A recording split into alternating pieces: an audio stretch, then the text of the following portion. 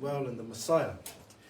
For this evening, our devotion comes from the book of Psalm 37. So if you have your Bibles with you, turn to Psalm 37. Salamu tolu se fulufitu.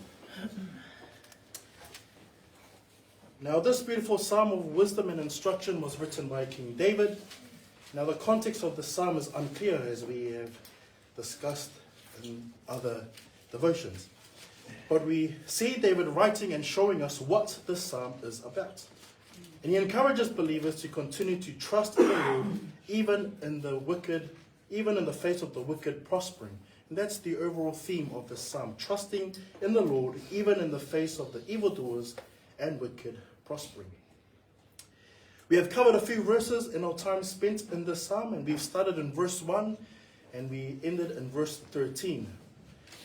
And these verses, which we have covered, echoes or covers the encouragements to trust in the Lord in the face of the wicked prospering. In verse 3, we see their trust in the Lord. Verse 4, we see to delight in the Lord. Verse 5, to commit your ways to the Lord. Verse 7, be still before the Lord and wait patiently for him. And these are all good reminders and good commands for us as believers to follow and practice.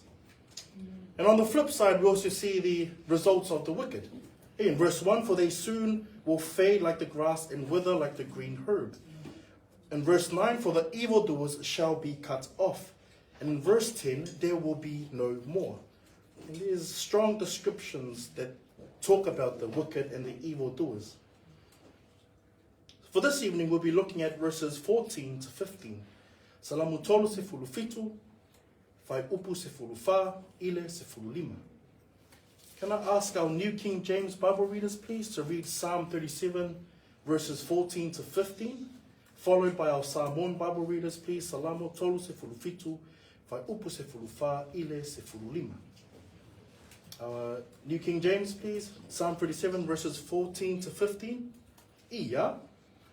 The wicked have drawn the sword and have bent their bow to cast down the poor and needy, to slay those who are of upright conduct.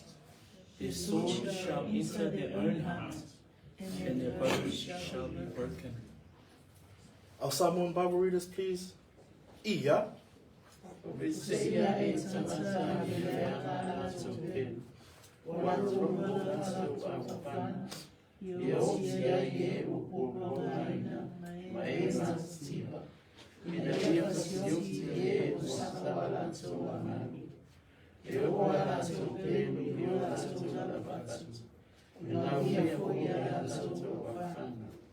Praise the Lord. In the ESV, the wicked draw the sword and bend their bows to bring down the poor and needy, to slay those whose way is upright.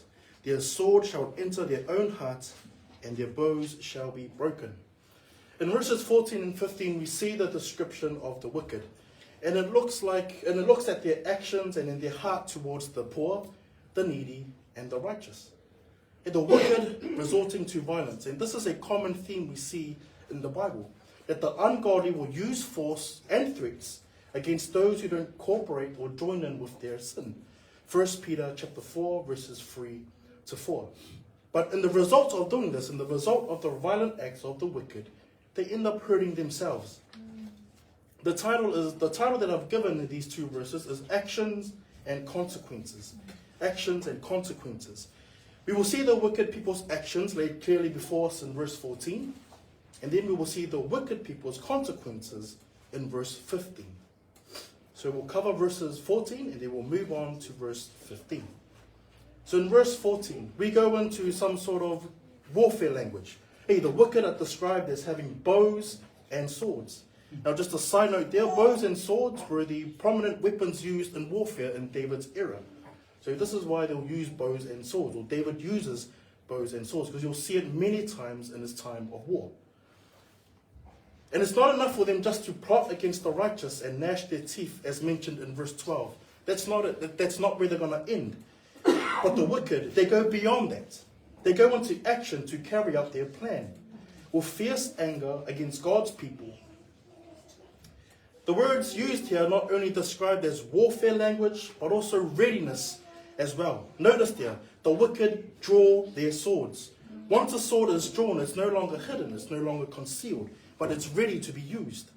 And likewise, the bows. The bows are bent. The only time you bent a bow is when you pulled it back with an arrow. So everything is ready. The wicked have their weapons ready. And their actions and readiness is only for one reason, as mentioned in these two verses. And that's to bring down the poor, the needy, and to slay those whose way is upright. And these are the people that they are attacking or threatening to kill. The poor and the needy, the low, the humble and the afflicted. These are the ones the wicked choose to attack, knowing that they can't fend for themselves. And the poor and needy here may suggest those who are poor in materialistic things and yet have riches in Christ. As we are told and reminded, we are not to be envious of the things of this world, but to continue to trust in God, as we need Him to sustain us and strengthen us. The wicked people's goal in actions is to cast down in the New King James or bring down in the ESV. And these two words come from the Hebrew word nafal, which means to fall due to a violent death or to fall due to an attack. And this is the actions of the wicked. They violently bring down the poor, the needy, and the righteous. It's a reminder for us as well that we as believers today are not exempt from such violence.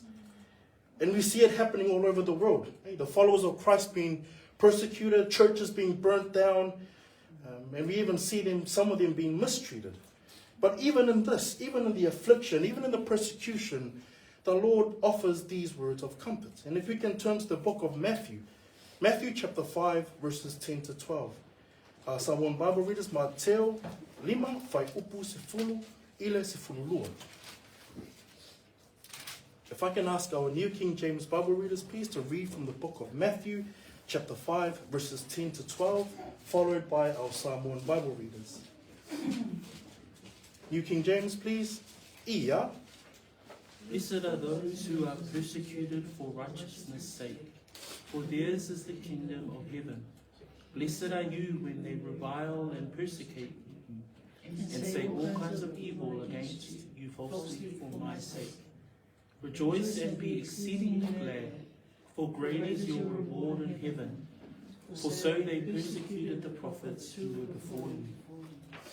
Our Samoan Bible readers, please. Ia.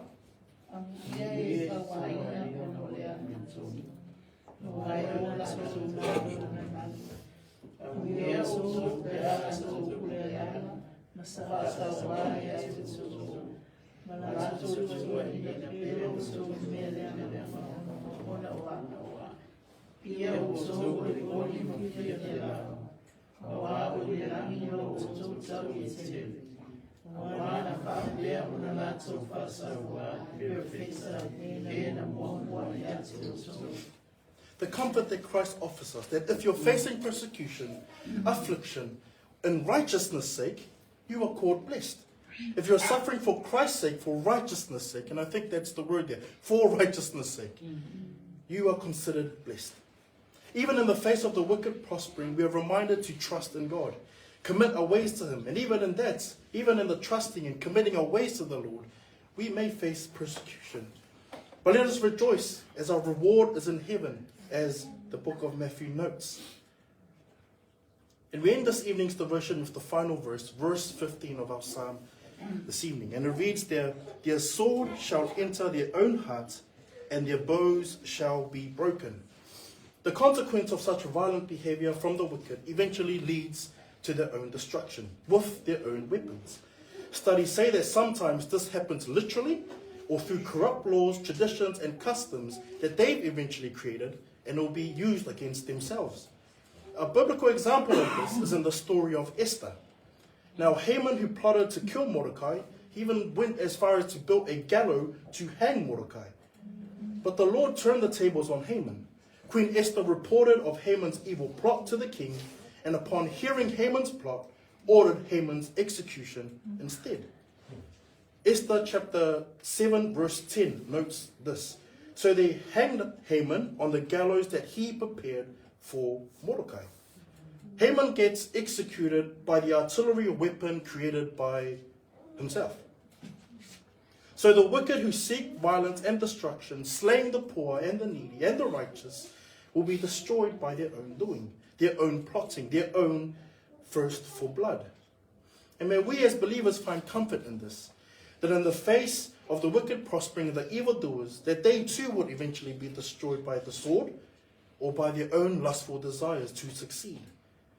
Romans chapter 9 verse 19 notes this. The Lord says that the vengeance is mine, says the Lord. So may we find comfort in the previous verses as we read Romans chapter 12 verse 9. And the previous verses encourages us to, again, number 1, trust in the Lord, verse 3. Number 2, delight in the Lord, verse 4. Commit our ways to the Lord, verse 5.